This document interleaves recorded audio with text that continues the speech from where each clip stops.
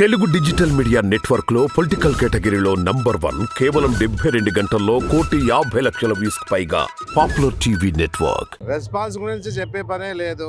దెందలూరు చూసాము, భీమిలి చూసాము, అనంతపురం చూస్తూ ఉన్నాము. ఇక్కడ బ్రహ్మాండమైన రెస్పాన్స్ వస్తూ ఉంది. ఎలాంటి సమస్య ఏం లేదు. జనాలకి జగన్ మీద అభిమానం దండిగా ఉంది. చెప్పిన మాట నిలబెట్టుకున్నాడు, అన్ని పనులు చేశాడు. ఏ విధంగా కూడా ఒక్క హామీ కూడా నెరవేర్చలేదనే పరిస్థితి లేదు.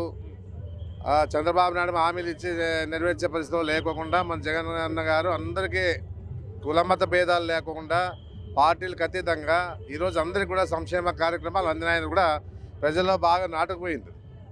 లోకేష్ అంటున్నాడు కుర్చీ మడతలు పెడతామని చెప్తున్నారు. ఎందుకంటే మీ అధినాయకుడు షర్ట్ స్లీవ్స్ మడత పెడతామంటే ఆయన కుర్చీ మడత పెడతాం అంటున్నారు, సీఎం కుర్చీని. అది చూద్దాం కదా, త్వరలోనే చూస్తాం కదా, ఇంకా 2 నెలల్లో చూస్తాము. కుర్చీ ఎవరు మడత పడతాదో ఎవరు లేదు ఏం కదా అనేది ప్రజలే బుద్ధి చెప్తారు. వాళ్ళందరికీ కూడా వచ్చేది టీడీపీ జనసేన ప్రభుత్వం అనేసి అయితే లోకేష్ అంటున్నాడు. వాళ్ళ కలగంటున్నారు. కలలోన కలగలుస్తుందే కానీ ఎట్టి పరిస్థితుల్లో ప్రజల్ని జగన్ గారి ముద్రేసుకున్నారు. ఎందుకంటే ఆయన చేసే కార్యక్రమాలు కానీ చెప్పే విషయాలు కానీ అన్ని రకాలుగా ఈరోజు ఉండే పరిస్థితుల్లో ప్రజలు నమ్మినారు. చంద్రబాబు నాయుడు ఎన్ని హామీలు చెప్పినా నమ్మే పరిస్థితి లేదు. పవన్ కళ్యాణ్ ఇంకా ఆయన తొత్తుగా మారినాడు కాబట్టి ఈ విధంగా కూడా వాళ్ళ మాటలు నమ్మే పరిస్థితి లేదు. అది జరిగే పని కాదు. ఈసారి 175 సీట్లు కొట్టే తీరుతాం. మళ్ళీ అధికారులకు జగన్మోహన్ రెడ్డి గారు ముఖ్యమంత్రిగా కూర్చుంటారు. ఎలాంటి సమస్య లేదు.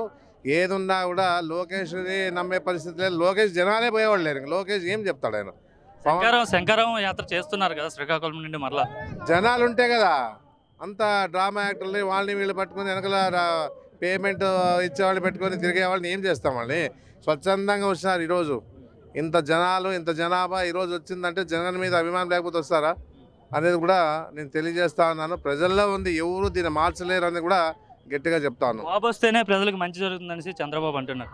బాబు గారు వస్తేనే మళ్ళీ బాగుంటుందని చెప్తున్నారు. బాబు వస్తే ఏం జరిగింది? 14 ఏళ్ళు చూడలేదా? 2 పూటలు పొడుస్తూ ఉంటాడు అంతే. ఆయన ఏ విధంగా కూడా ఆ రామారావుకి అయినా పోటీ పొడిచాడు, ప్రజలకు అయినా పోటీ పొడిచాడు. ఇచ్చిన మాట నెరవేర్చుకోలేదు, ఏమీ లేదు. ఇంకా చేసేది ఏముంది?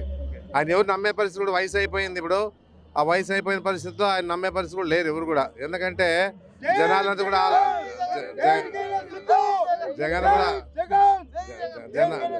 జనాలు కూడా ఆలోచన చేస్తూ ఉన్నారు. ఈయన వయసు అయిపోయింది, ఈయన తర్వాత ఎవరు లేరని చెప్పేసి ఆలోచన అయిపోయింది. ఏ విధంగా కూడా ఈరోజు జగన్మోహన్ రెడ్డి గారు 2024లో ఖచ్చితంగా ముఖ్యమంత్రి. 2024 కాదు, ఆయన ఉన్నంత వరకు కూడా ముఖ్యమంత్రిగానే ఉంటాడు. అది గ్యారెంటీగా చెప్తాను.